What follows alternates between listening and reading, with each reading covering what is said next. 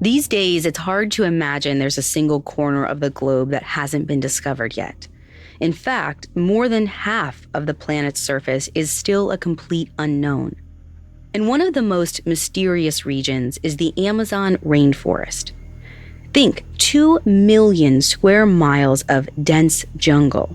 Over 10% of the world's species live there, comprising Earth's most complex ecosystem.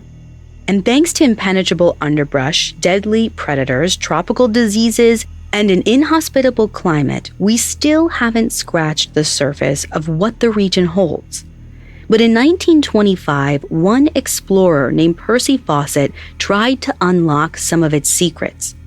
Percy plunged into the depths of the Amazon jungle to look for an ancient mythical city, and in the process, he went missing without a trace.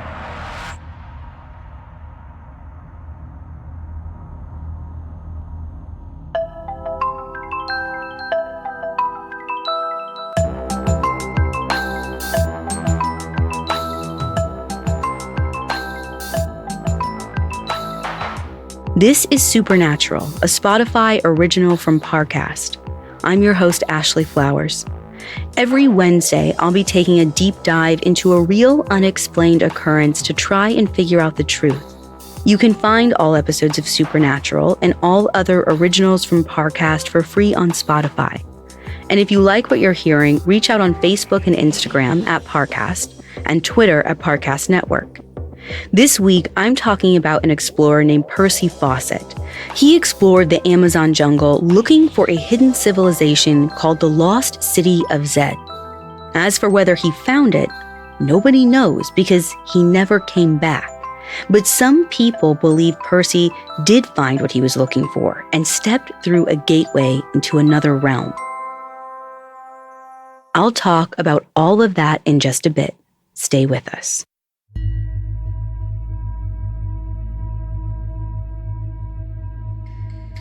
On July 4th, 1906, a surveyor and mapmaker named Percy Fawcett embarked on this daring journey deep into unexplored wilderness.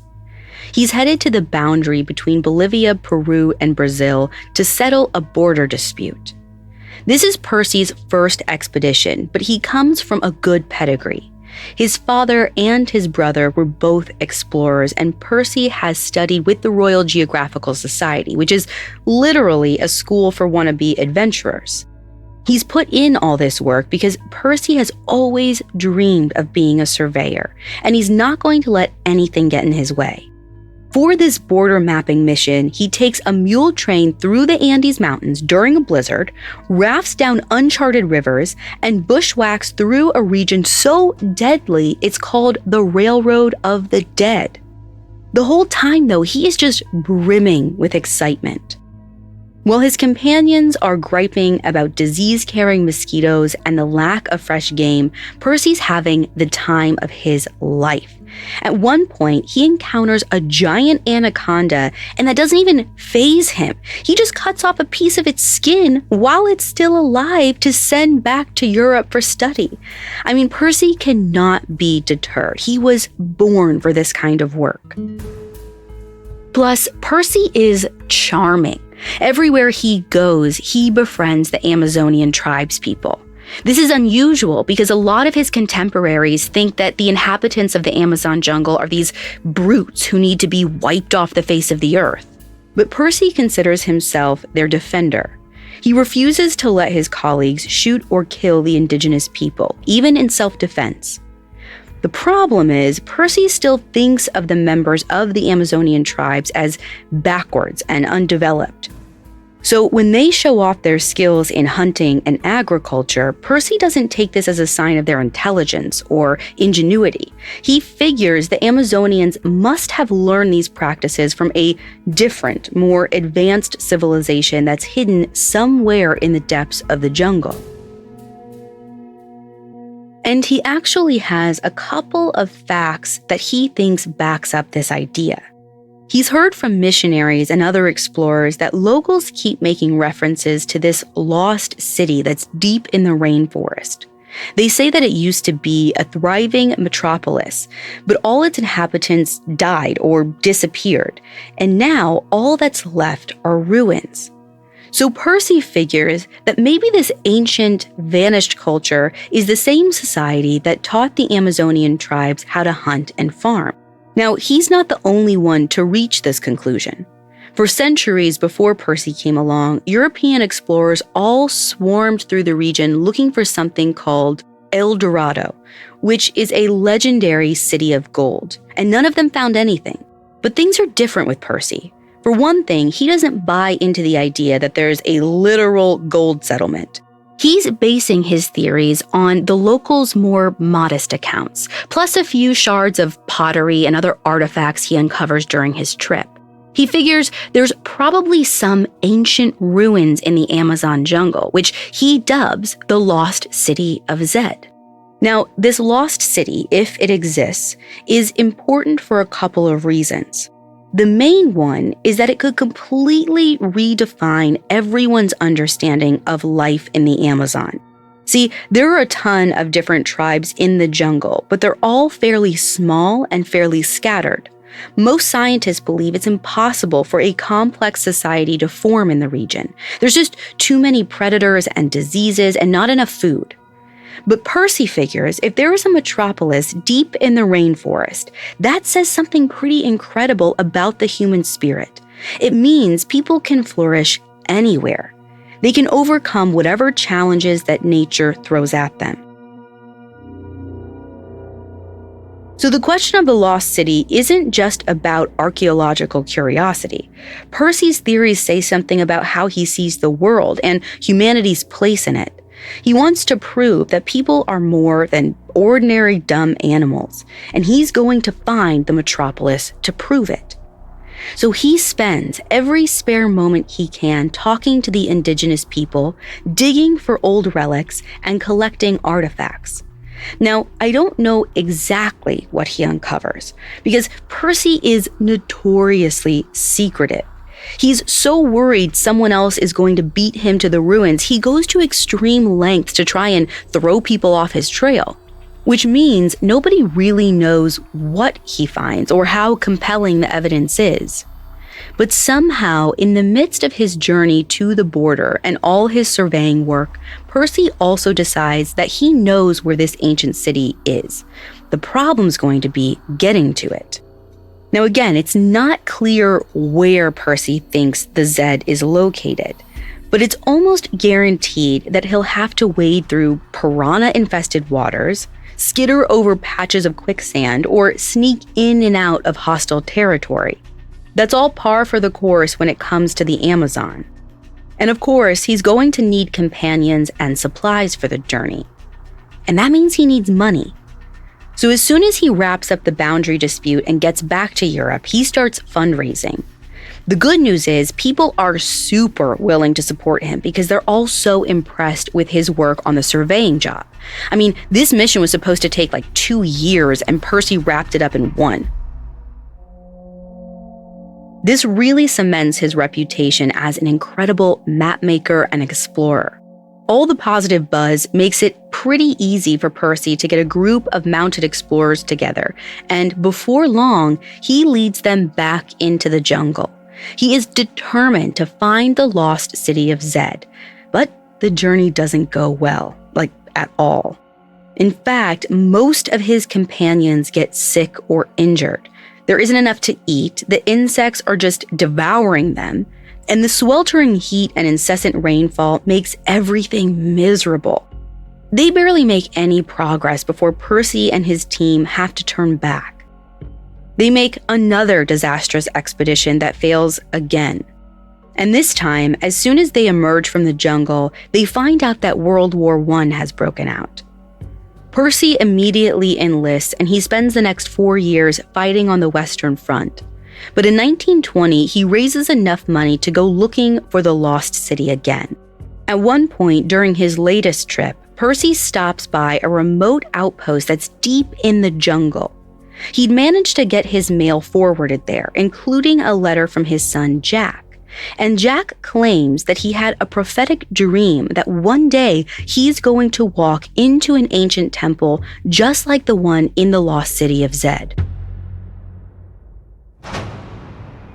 Now, Percy's the sort of guy who takes visions and predictions really seriously, so I've got to imagine this makes him feel more driven than ever. The problem is, the rest of the team doesn't feel nearly as optimistic.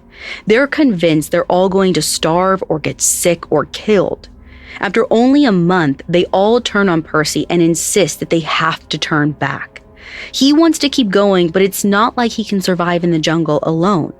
So Percy calls it quits and returns to Europe once again. But he still doesn't give up. He does another round of fundraising, and finally, in 1925, he is ready to mount his final search for the lost city. Now, this expedition is going to be different from anything else he's ever done before. Percy doesn't want to lead dozens of men to their death, so he's only heading out with 2 companions, his son Jack and Jack's friend Raleigh Rimmel. The 3 of them are going to journey into the Amazon jungle alone. And on April 20th, the trio load their gear onto their horses and ride into the wilderness. They figure they're either going to find the ancient city or they're going to die trying. Coming up, the little we know about Percy's final adventure. Listeners, I am thrilled to tell you that this month marks a huge milestone for Parcast. It's the 4-year anniversary of another fantastic podcast I host called Serial Killers. If you haven't had a chance to dive into the stories and psychology behind the most nightmarish murderers of all time, there's no better time than right now to start listening. Each week, we enter the minds, the methods, and the madness of the world's most sadistic serial killers. From the son of Sam, David Berkowitz, and the co-ed killer Edmund Kemper, to Eileen Wardos, Ed Gein, and coming soon, the Night Stalker Richard Ramirez.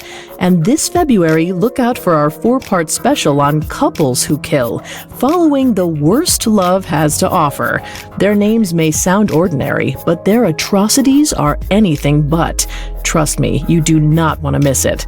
With hundreds of episodes available to binge and new ones released weekly, get to know the killers, crimes, and cases that forever changed the face of history. Follow the Spotify original from Parcast, Serial Killers. New episodes air every Monday and Thursday, free on Spotify or wherever you get your podcasts. Now back to the story. So Percy and his 2 companions, Jack and Raleigh, are headed into the Amazon jungle. They're not exactly sure where to look for the lost city of Zed, but they think they have a general sense of the direction they need to go. Now, Percy knows better than to try and get through the rainforest alone, so they hire a couple of local porters to accompany them on their first leg of the journey. But Percy's so anxious to get to the fabled town, he keeps outpacing his guides. One day, he spurs his horse so far ahead that when the rest of the team reaches a fork in the path, they have no idea where Percy's gone. They end up setting up camp right at that intersection, hoping Percy will show up before nightfall. But the sun sets, and he's still missing. Jack and Raleigh start to worry that something has happened to him, but there's not much they can do. So an entire night passes. Everyone's so nervous they don't sleep at all. And when morning comes, all of a sudden, Percy trots up on his horse. He tells everyone that he got so excited the night before he didn't even notice that they had fallen behind. By the time he realized he was lost, it was too late, so he just slept all alone on the ground. Now, the worst part of this is Percy doesn't even seem to notice how much danger he was in. I mean, he spent the entire night alone. He didn't have a tent in a territory that's swarming with jaguars and caimans and hostile tribes.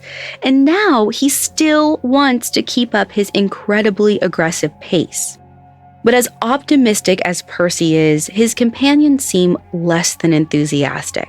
I mean, Raleigh has an infected wound on his foot, so he can barely walk, and Jack's pretty irritable in general. But Percy still insists that they're going to succeed. He won't clarify why he's so confident, and his guides probably think he's a bit delusional. I mean, the next stop on their journey is a waterway that's literally called the River of Death. The porters aren't too keen on this leg of the journey, and they decide that this is the right time to part ways with the British explorers. Before they go, Percy, Jack, and Raleigh write letters to their loved ones back at home, and the Amazonians agree to have them delivered. And that is the last time anyone ever hears from them. In his final note to his wife Nina, Percy says that he knows he might die, but he doesn't think it's likely. He even writes, quote, "By the time this dispatch is printed, we shall have long since disappeared into the unknown. You need have no fear of any failure." End quote. When Nina receives the letter, it probably eases her mind. I mean, Percy sounds really optimistic. So she waits for the next update for a few weeks, which then becomes a few months. But it never arrives. Nina holds out hope. Maybe he's just too deep in the jungle to get any more letters out. Even as the months turn to years, Nina refuses to give up. She keeps checking for telegrams every day, thinking any time now Percy's going to reach out and tell her that he's fine. When the Royal Geographical Society starts talking about declaring him missing and maybe mounting a rescue expedition, she fights them. She insists that nothing is wrong. After all, his first expedition was supposed to be a year and a half long, and Percy hasn't even been gone much longer than that. I mean, for all anyone knows, Percy might have actually found the lost city of Zed. If he's staying with the inhabitants and learning about their culture, the last thing he needs is for some rescue team to come barging in. So Nina keeps insisting that her husband's going to return in triumph, and she doesn't want anyone to undermine that by hinting that he's dead or hurt or lost. But you gotta think that she's starting to worry. And she doesn't want to doubt her husband in public, so Nina starts inquiring about him through less traditional channels. Specifically, she consults psychics, like dozens of them. One mystic says she can feel Percy's presence in the room. Even though he doesn't seem to be bound to his body anymore, the spirit says that he's still alive. Another day, a different psychic claims that Jack's spirit is floating in the room, and he promises that he's going to come back and see his mom again someday. These accounts really resonate with Nina. She figures if her son and husband had passed away, she'd know. Instead, something in her gut tells her to hold on to hope that Percy and Jack and Raleigh are all still out there. Regardless of whether they're alive or dead, they have to be somewhere. So finally, the Royal Geographical Society overruled Nina's objections to mounting a rescue operation. They dispatched this man named George Miller Dyott in February 1928, which is about 2.5 years after Percy's disappearance. Now, George is really experienced with this sort of adventure. He's also kind of a daredevil, like he actually test piloted one of the first ever airplanes, and he's trekked through the Amazon a few times in the past. So he builds a team based on his own assumptions about what makes for a good explorer. That means his companions are all male and they're all single because he believes marriage makes men soft. And in the spring, he leads them into the jungle. It takes a few months, but eventually George makes contact with a tribe called the Nahuqua. The Nahuqua were some of the last people to ever see Percy alive, and they have bad news. They say an enemy tribe captured and killed him. The problem is, when George asks some follow-up questions, his contacts keep changing the details. Like first, they say Percy got beheaded, and then they say he was shot. George can tell that he's not getting the full story, and so he decides to keep searching. Maybe the Nahuqua are lying and Percy's still alive, but even if he's not, at least George can find out what really happened to him. Before George leaves their land, the tribespeople give him a warning. The nearby region is Suya territory, and the Suyas are incredibly hostile and dangerous. But George ignores their advice and plunges forward, which turns out to be a mistake. A group of Amazonian warriors capture George and his colleagues almost immediately. And he only manages to keep himself alive by promising he's going to give his captors a bunch of gifts in the morning. Then, in the middle of the night when everyone is asleep, his team sneaks out of the village. They don't stop until they're out of the Amazon completely. And when George gets back to England, he insists that an unspecified Amazonian tribe killed Percy, which is a claim that you have to take with a grain of salt. I mean, George was skeptical of the Nahukwa's accounts before he reached Suya territory. And he didn't exactly find new evidence to change his mind. It kind of seems like he just said Percy was dead to save face. Either way, nobody is any closer to finding out what really happened. They're not even 100% confident Percy's in trouble. A few people seriously entertain the idea that Percy's in the lost city. Either way, expedition after expedition plunges into the jungle hoping to find Percy's team, or at least their bodies. Now, record keeping wasn't great at the time, and there's no list of exactly who went looking for them. But we know a bunch of would-be rescuers never made it out of the jungle alive. Roughly 100 people. And some of them die in really gruesome ways. They contract tropical diseases or get murdered by indigenous tribes or starve. But a bunch just disappear without a trace. Exactly like Percy did. In 1934, the Brazilian government stops giving people permission to go looking for Percy. I mean, it's been 9 years, tons of people have died, and still nobody has a clue how his journey ended.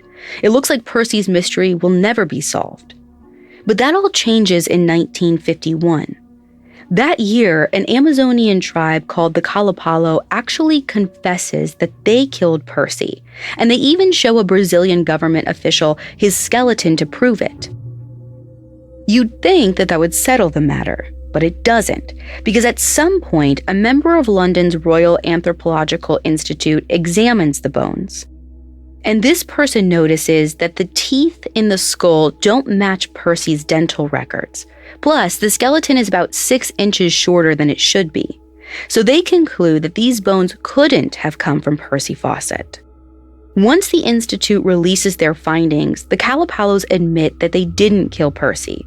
The skeleton was one of their elders. They lied to discourage more search and rescue teams from venturing into the rainforest and dying on a fruitless mission. And okay, this is a wild length to go to keep people out of the jungle. You gotta wonder, did they really lie in order to save explorers' lives? Or did they have some other reason to want people to stay away? Because it is possible Percy was on the right track. Some people still think he went missing because he found the lost city of Zed. And they say they have a prophecy to prove it. Coming up, the truth about the lost city. Now back to the story. There are a couple of reasons that it's so hard to say what happened to Percy, Jack, and Raleigh.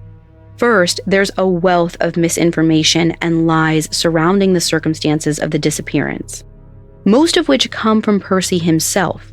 Remember, he was terrified that some other explorer would get to the lost city before him, so he fudged the details in his journals and letters to make sure nobody could know what he'd discovered about its location. We don't even know where he was headed when he vanished. But based on a few hints in his letters and testimony from the last people who saw him alive, we can make an educated guess. As near as anyone can tell, he probably believed that the lost city of Zed was somewhere in the Roncador Mountains in Brazil. Those mountains are legendary among mystics and occultists. I mean, local legends say that the range is inhabited by these mysterious, almost magical creatures. Sometimes the region's indigenous people stumble on footprints and handprints that look identical to humans, except each has 6 fingers and toes. Plus, there's this lake at the base of the mountains called Lagoa Encantada, which translates to Enchanted Lagoon. According to legend, nothing can live in its waters. No fish, no snakes, no bugs, nothing. And the locals refuse to swim or take boats out because some kind of supernatural force pulls every living thing into its depths. If you were to somehow cross the water, you'd reach a cave entrance that leads deep into the roncadors. Allegedly, monsters live in the cavern, pale-skinned, six-fingered creatures that come from another world. And there's a legend that any person who sets foot in the roncador tunnels instantly disappears. So maybe that's why Percy vanished, because he got swept away in the roncador caves. Except there's just one problem. This is open wilderness. There's no city in the Roncador Mountains. But maybe the lost city of Zed doesn't exist in the physical world at all. Percy thought that was a possibility. See, before he began exploring the Amazon, Percy was a student of a mystic and a psychic named Helena Petrovna Blavatsky. She liked to go by HPB, and she basically founded modern spiritualism. HPB's teachings center around these powerful spiritual beings who can literally shape the course of the universe. They have abilities like mediumship, fortune-telling, and prophecy. Supposedly, students and followers flock to these mystical leaders, and when they attain a certain amount of power, they form communities called White Lodges. HPB's followers say that Atlantis used to be a White Lodge, and so was ancient Egypt. Since South America has pyramids that look a lot like the ones in Egypt, a lot of spiritualists figure there's an undiscovered White Lodge somewhere there too. Percy believed the lost city of Zed was a White Lodge. He shared a few of his theories in this spiritualist journal called the Occult Review. At one point, he says it might contain, quote, the treasures of the invisible world. It sounds like he's hinting that the missing town isn't a physical city at all. It might be more of like a portal, something that can ferry you beyond the earth to this invisible world of the spiritual realm. So if Percy found this portal in the Roncador caves, maybe he went through it.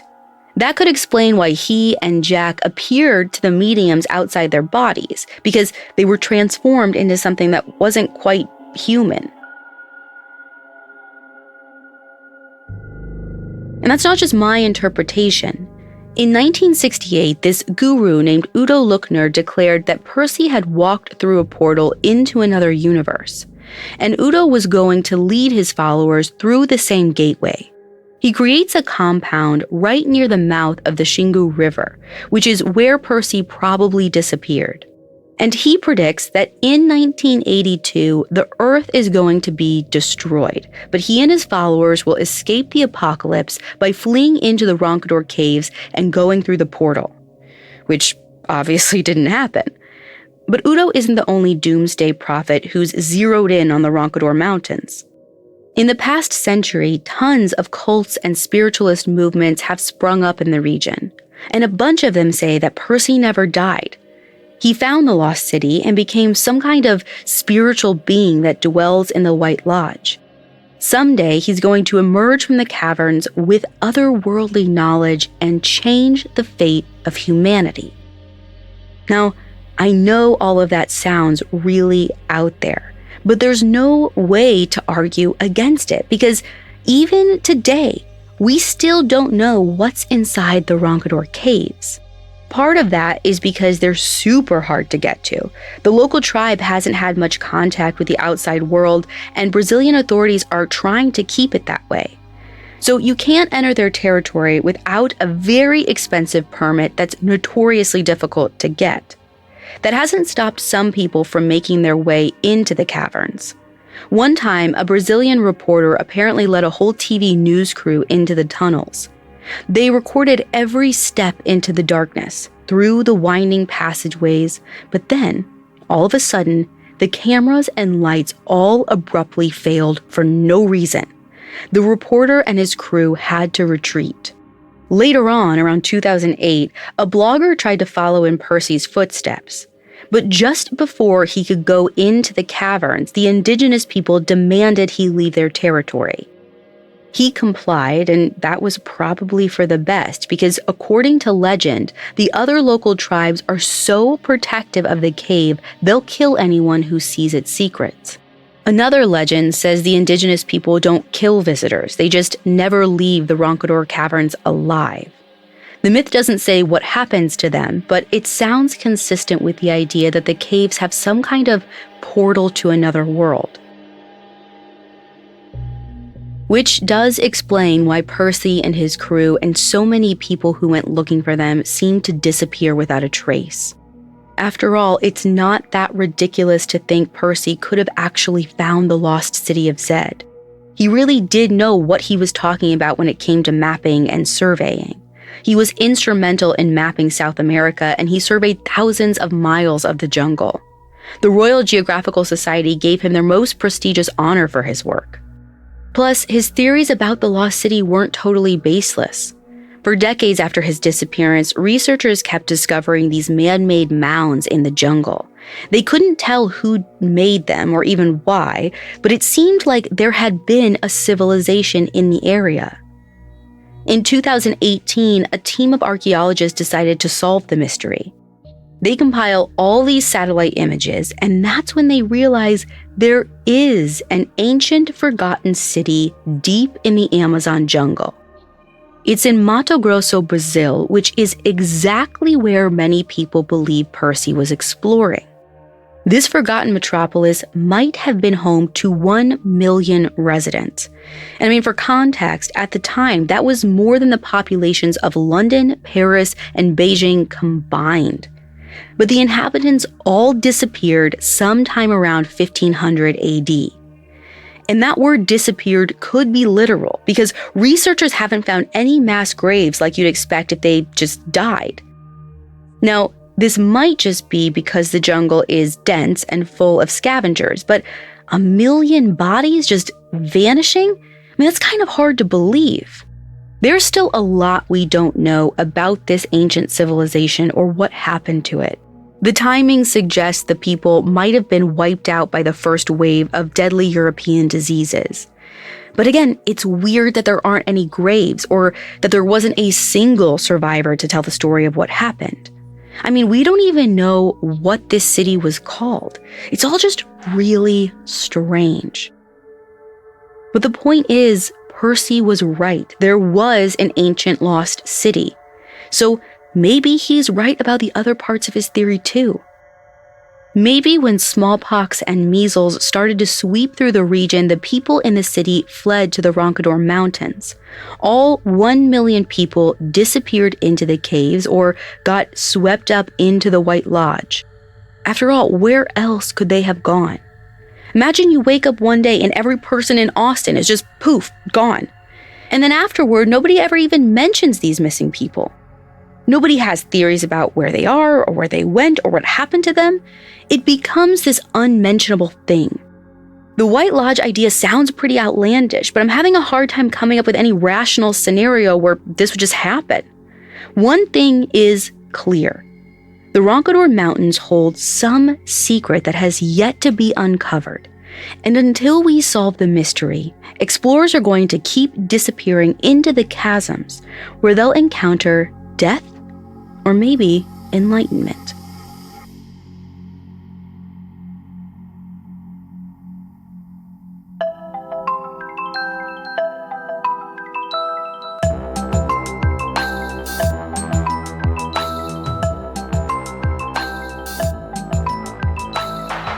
Thanks for listening. I'll be back next week with another episode. For more information on Percy Fawcett, I found The Lost City of Zed, A Tale of Deadly Obsession in the Amazon by David Grann, especially helpful to my research. You can find all episodes of Supernatural and all other originals from Parcast for free on Spotify. And if you like this show, follow @Parcast on Facebook and Instagram, and @Parcast Network on Twitter.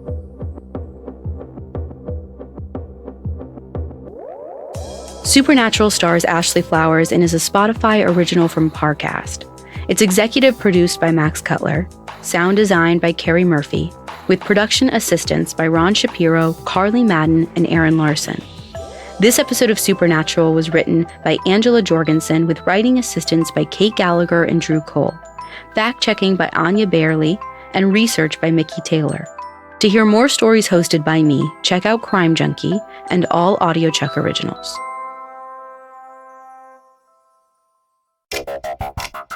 Listeners, don't forget to check out the Spotify original from Parcast, Serial Killers.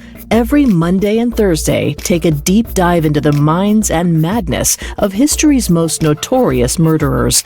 You can binge hundreds of episodes, 4 years worth, and catch new episodes weekly. Listen to Serial Killers free on Spotify or wherever you get your podcasts.